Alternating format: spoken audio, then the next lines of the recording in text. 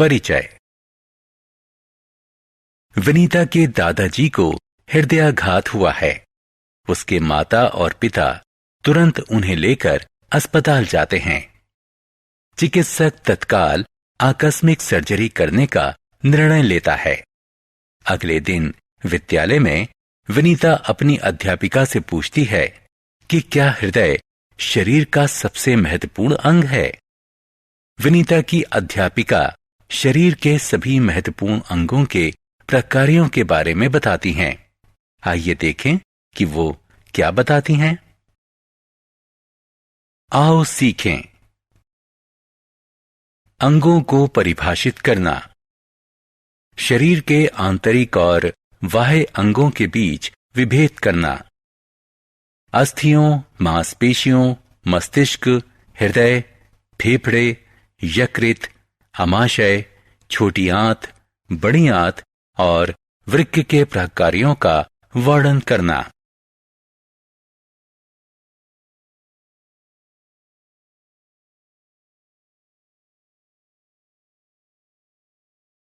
अंग।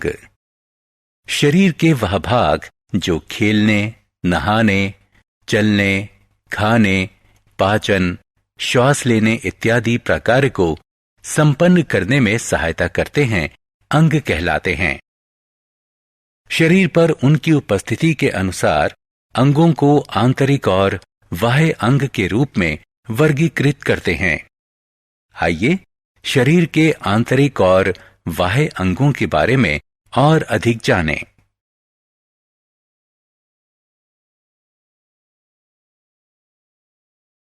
आंतरिक और बाह्य अंग। वे अंग जो शरीर के बाहरी भाग पर स्थित होते हैं और जिन्हें बाहर से आंखों से देखा जा सकता है, उन्हें बाह्य अंग कहते हैं।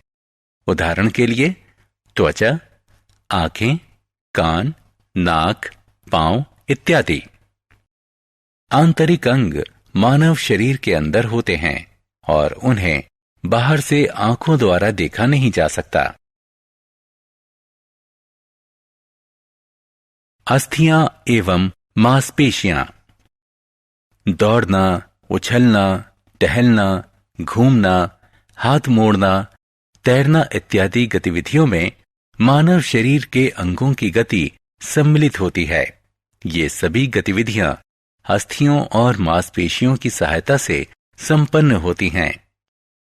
अस्थियां मानव शरीर का कठोर अंग होती हैं। ये कैल्शियम और फॉस्फेट जैसे खनिजों से बनी होती हैं। अस्थियां मानव शरीर को ढांचा प्रदान करती हैं। ये आंतरिक अंगों को आधार और सुरक्षा प्रदान करती हैं, जैसे कि पसली की हड्डी हृदय और फेफड़ों की और कपाल मस्तिष्क की सुरक्षा करता है। पसली की हड्डी और कपाल दोनों ही अस्थियों से बनी संरचना है। हम केवल अस्थियों के सहारे गति नहीं कर सकते, बल्कि मांसपेशियां अस्थियों को एक दूसरे से जोड़ती हैं और गति को संभव बनाती हैं।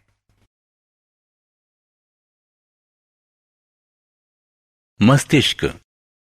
जिस तरह पायलट हवाई जहाज का मुखिया होता है, उसी तरह मस्तिष्क मानव शरीर का मुखिया होता है। मानव मस्तिष्क अस्थियों की बनी एक संरचना से ढका होता है, जिसे कपाल कहते हैं। मस्तिष्क मानव शरीर की सभी गतिविधियों जैसे सोचना, देखना, चलना, बोलना और शयन को भी नियंत्रित करता है। हृदय। मानव हृदय मानव शरीर के केंद्र के थोड़े बाएं तरफ दोनों फेफड़ों के बीच के वक्ष विवरों में स्थित होता है। इसका आकार शंकु जैसा होता है। मानव शरीर का आमाप बंधी हुई मुट्ठी जितना होता है। यह मांसपेशियों की थैली होती है, जो ऑक्सीजन और दूसरे पौष्टिक पदार्थों से युक्त रक्त को पूरे शरीर में पहुंचाने के लिए उत्तरदायी होती है। मानव हृदय 1 मिनट में 72 बार धड़कता है। यह बिना थके लगातार कार्य करता है।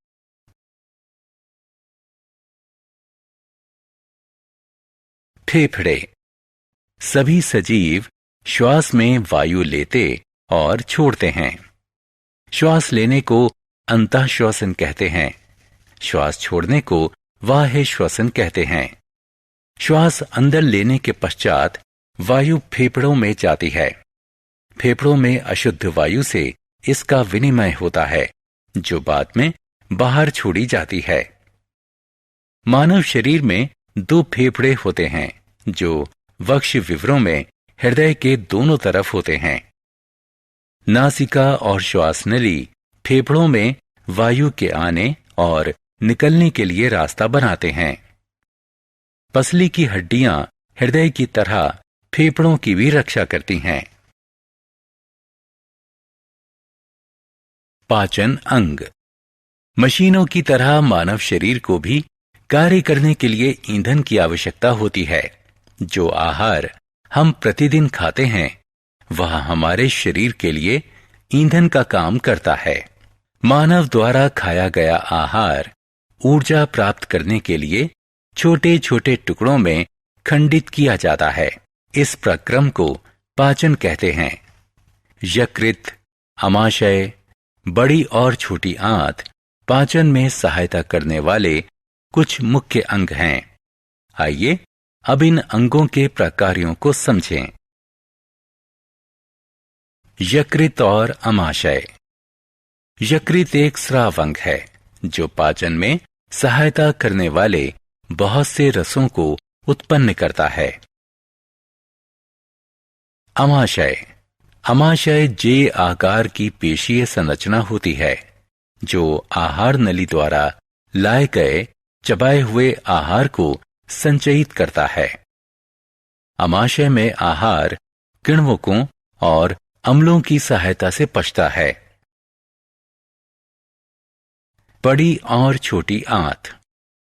आंतें लंबी नलियां होती हैं जहां आहार अंतिम रूप से खंडित और अवशोषित होता है। छोटी आंत लंबी कुंडलित नली होती है जहां पचा हुआ आहार पूरी तरह खंडित होता है और रक्त में अवशोषित होता है। बड़ी आंत अनपचे आहार से जल अवशोषित करती है और अपशिष्ट आहार को मल के रूप में शरीर से बाहर निकालती है। वृक्क। वृक्क वह अंग है जो अपशिष्ट कहे जाने वाले अवांछित पदार्थों को हमारे रक्त से दूर रखता है। हमारे शरीर में पसलियों के ठीक नीचे वृक्क का युग्म होता है जो कि शरीर के दोनों तरफ स्थित होता है। वृक्क रक्त और शरीर के दूसरे भागों से अपशिष्ट को बाहर निकालते हैं और हमें स्वस्थ रखते हैं। हमने क्या चर्चा की? शरीर के वह भाग जो विभिन्न प्रकारों को संपन्न करने में सहायता करते हैं अंग कहलाते हैं। शरीर में उनकी उपस्थिति के अनुसार मानव अंगों को आंतरिक या बाह्य के रूप में वर्गीकृत करते हैं। आंतरिक अंग मानव शरीर के अंदर होते हैं और उन्हें बाहर से आंखों द्वारा देखा नहीं जा सकता।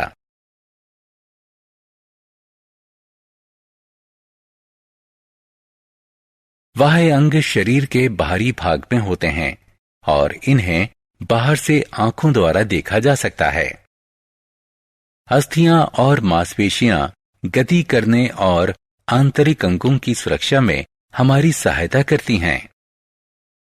मस्तिष्क मानव शरीर का मुखिया होता है जो शरीर की सभी गतिविधियों को संचालित करता है। हृदय ऑक्सीजन और दूसरे पोषक पदार्थों से युक्त रक्त को शरीर के सभी भागों तक पहुंचाता है। फेफड़े गैसों के विनिमय की सुविधा प्रदान करते हैं। आमाशय और छोटी आंत आहार के पाचन और अवशोषण में सहायता करते हैं। बड़ी आंत और वृक्क अपशिष्ट पदार्थों को बाहर निकालते हैं और हमें स्वस्थ रखते हैं।